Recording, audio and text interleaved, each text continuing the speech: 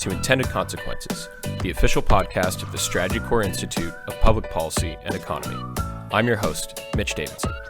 Today, on our inaugural episode, I'm joined by Canada's former ambassador to the United States, David MacNaughton. David has had an impressive political career with the Liberal Party, working his way up to positions like Principal Secretary to Ontario Premier Dalton McGuinty from 2003 to 2005. After that, in full disclosure, he served as chairman for Strategy Core for 10 years. Then was appointed Canada's 27th ambassador to the United States. He held that role for 3 years, including the entire renegotiation of the North American Free Trade Agreement with President Donald Trump. David's highly regarded for his work on NAFTA by partisans of all stripes. David, thank you for joining us here today. Well, it's great to be here. Thank you. And we really appreciate you coming in. And I wanted to start and go a little bit chronologically through some of the experiences that you've had. So wanted to go back to your time in Ontario politics as a first place, and specifically when you served for Premier McGuinty as Principal Secretary in 2003. That transition from opposition into government was an interesting one, probably somewhat similar to what's recently happened with Premier Ford after a party had been in opposition for a long time and had returned to government. And one of the things that happened there for listeners is you appointed Eric Peters, who is a well-respected former auditor, and he went in and found a deficit of $5.6 billion that wasn't necessarily there before. Really changed the way that the government approached its day-to-day business, having a new massive deficit. And we saw that happen again with Premier Ford, did something very similar. And I just kind of wanted to ask you about how that decision came about, whether you think that sort of playbook is something that is going to keep happening, should keep happening, and what your views are on doing a sort of a financial audit after the election. Yeah, I think, I think it will continue to happen because I think people who've been in opposition for a while tend to say things during election campaigns that when they get into government, they realize are going to be difficult to accomplish. And it's easier to, say that the books are much worse and I can't do what I said I was going to do. But I think what we tried to do and what I fought hard to get to be put into legislation after the 2003 election was something that would prevent this from happening, which was a piece of legislation that forced the government to actually have their budget before the election, the budget immediately before the election, be audited by the provincial auditor before the election campaign. And so the public would have full disclosure and transparency as to what the real deficit was, and it would obviate the necessity after the election for a party to claim that the books were cooked. And it was unfortunate because the Wynne government actually sort of gutted that legislation, which I can understand if you're a political advisor why you don't want to have your budget before the election audited. But from a best practices or good governance and disclosure, I think that's something that all government should look at doing. So one of the things that came out of that is it wasn't an easy time, right? I mean, when you put that burden onto yourself, and whether arguably it was the right thing to do or you had to do it, you now have to make a lot of decisions that you weren't necessarily prepared to make or didn't tell people that you were prepared to make. And one that I think is sort of famous in Queen's Park circles is going and introducing in 2004 the health premium. That was something that, there had been some pretty clear statements during the campaign that the premier wasn't going to do, but that's a really tough decision to make. And so how tough was that decision, and why do you think specifically Premier McGuinty was able to be honest with people and open about that, and I don't want to say get away with it, but do so in a way that the electorate didn't punish him for it? Yeah, I was quite surprised actually that he did get away with it. Frankly, I was opposed to the health premium. I fought against it. But the Minister of Finance at the time, Greg Sorbera, had never wanted us to promise not to raise taxes in the first instance. And when the deficit was there, I think it gave him an excuse to argue with the Premier that we should do the health premium. But I felt that, when I looked at both our ads and the very, famous photo op with the premier signing off saying, "I'm not going to raise your taxes," I thought that he would be punished for that. And I think in the next election, had the Conservatives not made some of the mistakes they did, we might have been punished. Mm-hmm. But I don't think when you make that kind of a definitive promise, even if you have a higher deficit than you anticipated, you can't go back on it. And I think it was a mistake. Well, one of the things that was so important about doing that was the ability to actually balance the books as a result, yes. Right? So Premier McGuinty, for the argument that he had a deficit that he needed to deal with, the health premium arguably helped him deal with it, right? And he returned to balance 2 years into his 4-year mandate. That kind of fiscal importance placed by Liberal parties has sort of evaporated, be it at the provincial level here or maybe at the federal level. You think it's important for the Liberal Party to get back to that level of fiscal concern? Well, I think it is important for the Liberal Party to be seen to be fiscally responsible, and whether that means absolute balance or whatever, you need to be able to, I think, to be able to demonstrate that you are fiscally responsible. And I think particularly, we're facing a situation right now where we've had 11 years of growth, and yet we're still running deficits. We've got low interest rates. The fiscal capacity of any of the governments in Canada, with a couple of exceptions, to deal with a recession in the next little while, is really questionable. And so I think, it was the federal government in the late 1990s not only balanced the budget but ran surpluses, paid down some of the debt. I worry about the kind of deficits that we're running. Sometimes I think it's worthwhile running a deficit if you've got a recession or a slowdown in the economy, or if you're actually investing in capital as opposed to putting in place programs that you can't stop. Mm-hmm. Well, yeah, operating using deficits to pay for operating. Right? Operating. It's like running up your credit card as opposed to taking a mortgage to buy a house. So moving on a bit to the position as ambassador. I mean, an impressive position, an important position, especially during the time that you were put there or appointed there. When you were first appointed, and I don't know if everybody remembers this was during the few final months of the Obama administration. And so the presidential campaign was in full swing. And what's that like, being appointed as ambassador when you know that the administration has to be leaving? They've got a term limit. There'll be a new president shortly. There'll be a new way of doing things. Are you reaching out to those presidential campaigns? Are you in discussions with them? Or is it just sort of monitoring behind the scenes, getting prepared for what reality may be coming next? Well, I think it's a bit of both. I mean, interestingly enough, people talked a lot about the sort of bromance between President Obama and Prime Minister Trudeau, and certainly there was a good feeling in the relationship. Having said that, they were really at a fundamentally different stage in their mandate than we were, in the sense that they were looking for legacy issues. They were on the tail end of their mandate.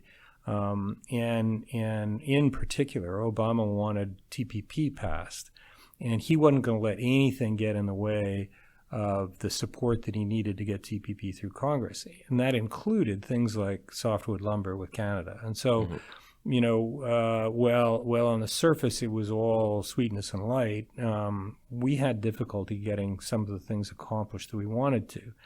And fortunately, I think we, in August of 2016, there was a cabinet retreat in Sudbury, and I said to the cabinet at the time, don't assume anything in terms of the outcome of the U.S. election. In particular, do not, say anything nasty about Donald Trump personally, because he may end up being president of the United States, and he doesn't take criticism well.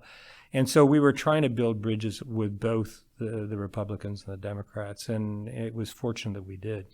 When you talk about TPP, the Trans-Pacific Partnership, and getting that through, did that help prepare you, even though you didn't necessarily know it, for what was coming with NAFTA? Yeah, it was interesting because the president campaigned against it, said he was Canada and Mexico would agree to what he wanted, or he'd rip it up.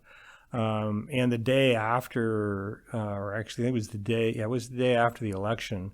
I did a media interview, and I was asked whether or not Canada was prepared to enter into the negotiations with Trump over NAFTA, and I said, of course we are. And I received some criticism for being so open to negotiate. But the reality is that given what he'd campaigned on, we really didn't have a choice. And the question really was, how were we going to be up against somebody who was so focused on I win, you lose, and where the trading relationship between Canada and the United States is so, we depend so much more on them than they do on us. And so we had a real challenge. There were a lot of rhetoric during the campaign from the now president about NAFTA, about the trading relationships. I mean, I've got some of the tweets here where he says, we're going to get our way 100%, those types of things. So what's that first interaction with him like? Are you going in to meeting the president and his team thinking this guy really has a bone to pick with us, or is it a professional interaction where you're thinking about renegotiating and actually reaching a deal?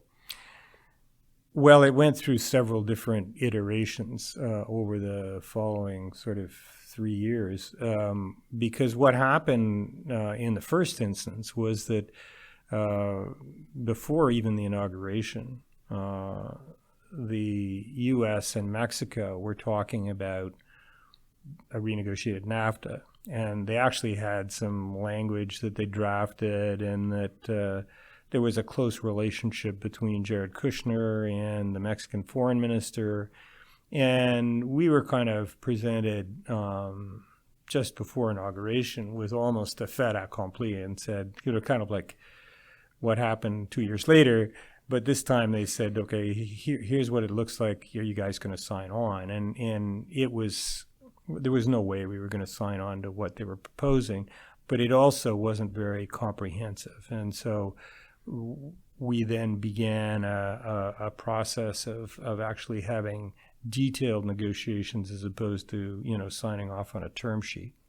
So it's a really interesting perspective to talk about how real the threat of sort of a bilateral deal may have been between maybe Mexico and the United States. Because by the end of it, it looked like maybe the bilateral deal was going to be between Canada and the United States without Mexico. So how worried were you and the administration about any sort of bilateral deal, either us and them or Mexico and them, being done? I mean, the value of having three parties had always been the government's position. So was that ever a real threat, or was that something that wasn't as serious? At one point, I mean, obviously, we tried to get in, I think it was May of 2018, we were reasonably close to getting a three-way deal that was substantially boiled down, reduced. It was, somebody referred to it as cars and cows, but it wasn't nearly as comprehensive as what we ended up with. And then when we couldn't get that done, and that was really in anticipation of trying to get something done so that before the Mexican election was over and all that kind of stuff. But anyway, it didn't work out. But then the Americans did get a deal with the Mexicans and tried to jam us, and we were under significant pressure to simply go along with what they agreed to, and there was no chance we were ever going to do that. But I can tell you that I tried to exude maximum degree of confidence, but I can tell you that I wasn't always confident when we were going through that.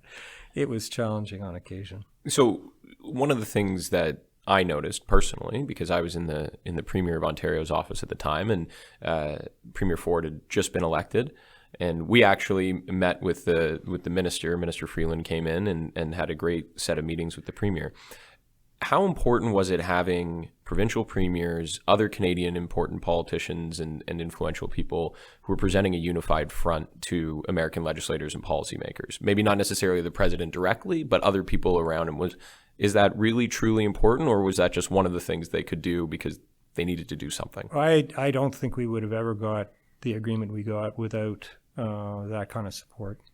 It was unprecedented in my experience. The across the aisle support, the federal, provincial, the private, public, it was critical. I said to Minister Freeland and right at the beginning is that there was only one way we were going to come out of this in good shape, and that was we had to work harder, and we had to make sure that we had Canadians from coast to coast on side. And I remember I said to the Prime Minister after this election, I met with him for an hour or so, and I said to him that the thing that I really got annoyed about at one point was he said, I want you to go right across the country. I want you to meet with every premier and every cabinet, and I want you to meet with business people in every province. And I did. And I said, I really wasn't very happy with you when you asked me to do that. But it turned out to be the right thing to do because we didn't always agree on everything. But the fact that we had that kind of national support and that they didn't, and they were divided, just helped level the playing field for us. So we fast forward a little bit. We go through all of these rounds of negotiations and talks and some pivotal moments in the Mexican election. You mentioned some other things like that. You reach a deal. The deal obviously goes out to the media and to the public, and it gets scrutinized. And generally speaking, I think the framing of it was pretty positive. People were very happy with what was able to be protected and what was gained. In your opinion, what was it that was the most important or maybe most significant detail of the new NAFTA that sort of flew under the radar, something that you're proud of that you managed to maintain or protect that most people may not be aware of? Well, I think there were a number of things that there were the things that were preserved, and on the preservation side, the Chapter 19, which is really critical, and particularly for the softwood lumber industry, because people said, well, why don't you just use the WTO? Well, the problem with the WTO is after 2 or 3 years, you get to retaliate. Under Chapter 19, you actually the money doesn't go to any. It's in escrow, and if you win the case, you get your money back. So and and we've won so many of those that we needed to preserve that. And Ambassador Lighthizer hated it and wanted to get rid of it. And then the other thing was that Chapter 20, which was another part of the dispute resolution mechanism, which the Americans had been blocking for years by not appointing panelists. We got them to agree, in part because the Democrats wanted to make sure that this happened too, that there was no panel blocking. Now, they wanted it because they wanted to make sure that the Mexicans couldn't use panel blocking on dispute settlement over labor issues, but we didn't care. So that was important. The other one was that really changed the negotiation. When we were in Montreal, it was, I don't know, the third round or something, and the Americans were putting things on the table in terms of the auto industry, which were going to improve the U.S. position, not harm Mexico's position, and put Canada in a much worse position. And one of our folks came up with this idea that in the rules of origin on North American content, you would need to have a certain amount of production come out of plants that had $16 an hour labor rates. And what that did is it put us on the same side of the table as the Americans and offside with the Mexicans, because they don't have any plants that pay $16 an hour. And that was a significant turning point, because that allowed us to see a way where we could, as I say, level the playing field in the auto industry between Canada and the United States and Mexico. Because most of the jobs, the new jobs over the last 20 odd years have really gone to Mexico because of the low labor rates. And that $16 an hour, I mean, I remember it being a clever workaround, right? And so that's purely a Canadian proposal that was brought to the table? Totally. And when we put it on the table, I remember Bob Lighthizer saying, that's the most idiotic, stupid idea I've ever heard in my life. And 2 weeks later, we met in Washington at USTR, and Bob said, apparently that completely idiotic Canadian proposition has some merit. So, and it was interesting. Like he's a very, very sharp guy. Was very helpful. I didn't always get along with him, but by the end of it, I think there was a healthy degree of mutual respect, and he's actually become quite a good friend. And I'm seeing him actually in Washington in the next little while. So. It's very interesting, I think, that something like that becomes so important, right? I mean, there were some really big issues at the time that weren't necessarily dealt with in the NAFTA agreement that people thought were going to be resolved. And what I'm probably most referring to would be the steel and aluminum tariffs. And so you get a deal, you're excited about the deal seems to work for both sides and is protecting a lot of the things you need to protect, but the tariffs are still there. So how do you convince business leaders, your administration back home, that those tariffs are going to be removed eventually? Were you confident that they were ever going to be removed? And what was the situation with those? It was hard because clearly those in the steel and aluminum industry, were urging us not to sign on to the NAFTA deal unless the steel aluminum tariffs were removed. And our conclusion was that just wasn't going to happen.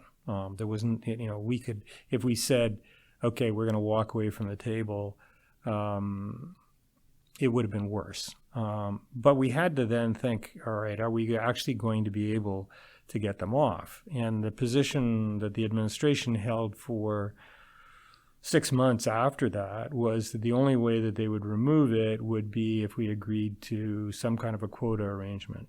And we resisted that all the way along because once you go down that path, you're really into the same thing as you've got with softwood lumber. Mm-hmm. And we just, our view was that was really the wrong thing to do. But we were under a lot of pressure from the steel industry in particular, where there are companies who have manufacturing facilities on both sides of the border, and all they wanted to do was to have certainty, and so they didn't really much care. I wouldn't say didn't care, but they could manage their production under a quota arrangement.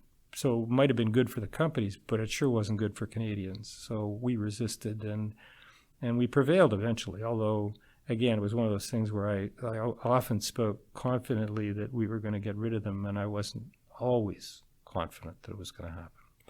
Well, one of the things that was done as a sort of retaliation measure, right, was we put various similar types of tariffs on really specific products, right? I remember these were things like types of whiskey or playing cards, sleeping bags, things that were made in states you were trying to target. States, yeah. How important was that move to finally getting a deal done? It was really important. The two things that I think were critical were, our retaliation list, which really did get quite a number of members of Congress, specifically some pretty high-profile Republicans, to say just get rid of them. And the second part of it was, the 232, legislation under which the president imposed the tariffs says that you can do it if there's a national security threat. And we used, our relationship in the armed forces, the U.S. Armed Forces, the U.S. security community to say, this is ridiculous. Here you are, we're a national security threat, and that resonated too. And I remember, in May of this past year. The tariffs were still on, and the U.S. ambassador to Canada called me and said, is the Prime Minister going to be in town at the end of May because there's a VIP coming? And I said, who's that? And she said, it's going to be the Vice President. And I said to her, well, you can tell the Vice President that if the steel and aluminum tariffs are still on, he'll be more welcome in Havana than he will be in Ottawa, because at least the Cubans understand that they're a national security threat. And she said, well, I can't say that to the Vice President. I said, I'm not expecting you to say it. I'm just expecting you to tell him what I said. So about 6 hours later, Minister Freeland called me and said that she'd had a call from Secretary Pompeo saying, who's that crazy guy you've got in Ottawa that says that Mike Pence will be more welcome in Cuba? So I said, well, just call him back and say you support me. And she did. And 2 weeks later, the tariffs were gone. And we had a great visit from the Vice President. And he was much more welcome then because we weren't viewed as a national security threat anymore. But it's tough, you're under significant pressure from business and to some degree labor to actually agree to something in the short term that you know is going to be painful in the long term, and that was tough. Do you have, now that the deal's done, you've removed yourself from the post and gone on to different things, do you have any concern that USMCA isn't going to be ratified through the various houses? No, it's going to happen. And again, when early on, when we were putting some of the measures on the table for negotiation that were described as being more progressive, and there were some Canadians who criticized us for that and saying, "What are you doing with a Republican president?" But the reality is that the combination of our putting forth some of those ideas and Bob Lighthizer being sensitive to the concerns of some of the Democratic leadership has made this deal possible. Because if we hadn't, it wouldn't be going through. I mean, the Democrats wouldn't have bought into it. But some of the labor provisions and some of the environmental provisions were really key to making sure that Speaker Pelosi got on side. And even when you see people like Elizabeth Warren supporting this deal, it gives an awful lot of confidence that it will survive. And it is. There's so much in it. There's a digital chapter. There's an environmental chapter. There's a labor chapter. It's a significant improvement over the previous deal, which was a huge accomplishment in itself in 1993. And I think we've built on that and made it better. Not only did you obviously serve as ambassador and could give advice in that position, but you've also served with a lot of politicians in a lot of leadership races and a lot of those sorts of things. And so we've got a federal leadership race that's about to embark right now with the Conservative Party. There's obviously one provincially with the Ontario Liberals. What advice would you give to a prospective leadership candidate to set themselves apart, to make themselves distinct? Well, I think, in any leadership campaign, the most important thing in the early stages is to get your name recognition up. I mean, I think most politicians think that everybody knows who they are. And the truth of the matter is when you do polling, and I don't care what party it is or whether it's the government or not, it is that the name recognition isn't there. And so the more you get your name recognition up in the early stages, and the way to do that, I think, is to stand for something. I think that, there's a lot of advisors who suggest to politicians that they avoid difficult subjects because it might annoy somebody, or that you try to be all things to all people. I do believe that people are looking for sincerity, for honesty. And, the number of times that I've heard people say, well, I don't necessarily agree with them, but at least they're being honest. And I think today, with politics having sort of a dirty name in many quarters, that somebody who comes across as actually meaning what they say is really important. And I think that's what I would, talk about what you really believe in. Even if it's controversial. Well, I think you've been honest with us today and appreciate that. So the last question I'll just leave you with is, what's next for David MacNaughton? Well, I am, this is, it's ironic. I have agreed to be Canadian president of a company called Palantir Technologies. It's a software and data analytics company based in the U.S., but with global operations. And I'm sort of 4 months into the job, and I'm really enjoying it. I'm trying to help build their private sector business, and there are so many things that can be done to improve productivity and competitiveness in industry, and I think in government, to be able to use the technology to actually improve public services. Because I think the key to competitiveness in the next 20 years is going to be those jurisdictions where you can provide the highest level of public services at the least cost. And also, and getting back to our NAFTA example, for a country like Canada with 37 million people, we have to find a way to build consensus on key public policy issues and then work together, because if we don't, it's a competitive world out there and we're going to get picked off. I think we could probably sit here for another hour and have a lot of conversations about NAFTA and the future of Canada, but I don't know if anybody would listen much longer to me and you. So appreciate the time. Thank you for coming in today. Well, thank you. And I must say that I've said this over and over again, and that is, it was an honor and a privilege to represent Canada in Washington, and I will never forget the opportunity. So thank you.